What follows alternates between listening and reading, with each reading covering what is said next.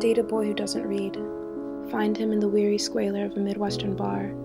Find him in the smoke, drunken sweat, and varicolored light of an upscale nightclub. Wherever you find him smiling. Make sure that it lingers when the people that are talking to him look away. Engage with him on sentimental trivialities. Use pickup lines and laugh inwardly. Take him outside when the night overstays its welcome. Ignore the palpable weight of fatigue. Kiss him in the rain under the weak glow of a street lamp because you've seen it in a film.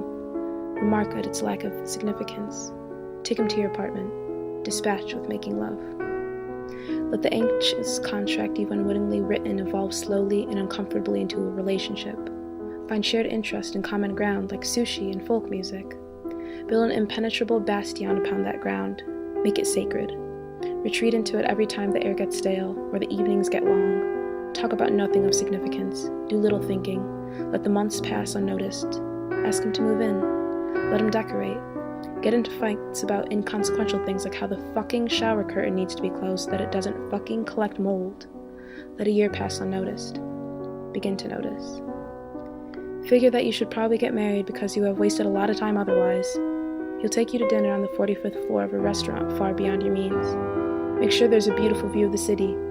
When the waiter brings you a glass of champagne with a modest ring in it, and you notice, and he proposes to you with all the enthusiasm and sincerity he can muster, do not be overly concerned if you feel your heart leap through a pane of sheet glass. For that matter, do not be overly concerned if you cannot feel it at all. If there's applause, let it stagnate. If he cries, smile as if you've never been happier. If he doesn't, smile the same. In bed that night, ask him if he loves you because you're beautiful, or if you're beautiful because he loves you. Let the years pass unnoticed. Get a career, not a job. Buy a house, have 2 striking children, try to raise them well, fail frequently. Lapse into a bored indifference, lapse into an indifferent sadness, have a midlife crisis, grow old, wonder at your lack of achievement, feel sometimes contented with your charity work and philanthropy in Peru, Brazil, Haiti, and Australia, but mostly vacant and ethereal. Feel during walks as if you might never return, or as if you might blow away on the wind. Contract a terminal illness, die, but only after you observe that that boy who didn't read never made your heart oscillate with any significant passion, that no one will write the story of your lives, and that he will die too with only a mild and tempered regret that nothing ever came of his capacity to love. Do these things, goddammit, because nothing sucks worse than a boy who reads. Do it, I say, because a life in purgatory is better than a life in hell. Do it because a boy who reads possesses a vocabulary that can describe that amorphous discontent as a life unfulfilled, a vocabulary that parses the innate beauty of the world and makes it an accessible necessity instead of an alien wonder. A boy who reads lays claim to a vocabulary that distinguishes between the specious and the soulless rhetoric of someone who cannot love him and the inarticulate desperation of someone who loves him too much.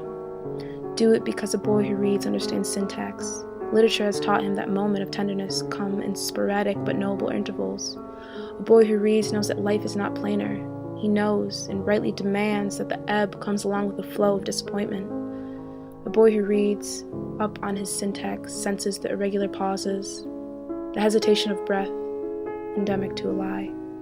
A boy who reads perceives the difference between a parenthetical moment of anger and the entrenched habits of someone whose bitter cynicism will run on, well past any point of reason or purpose, run on, far, after he has packed a suitcase and said a reluctant goodbye, and he has decided that I am an ellipsis and not a period, and run on and run on. Syntax that knows the rhythm and cadence of a life well lived. Date a boy who doesn't read because the boy who reads knows the importance of plot. He could trace out the demarcations of a prologue and the sharp ridges of a climax. He feels them in his skin. The boy who reads will be patient with an intermission and expedite a denouement. And above all things, the boy who reads knows most the inelucidable significance of an end. He is comfortable with them. He has bid farewell to 1,000 heroes with only a twinge of sadness. Don't date a boy who reads, because boys who read are the storytellers. You with the Emerson, you with the Thoreau, you with the Ginsberg, you there in the library, on the platform of the metro, you in the corner of the cafe, you in the window of your room, you who make my life so goddamn difficult. The boy who reads has spun out the account of his life and is bursting with meaning.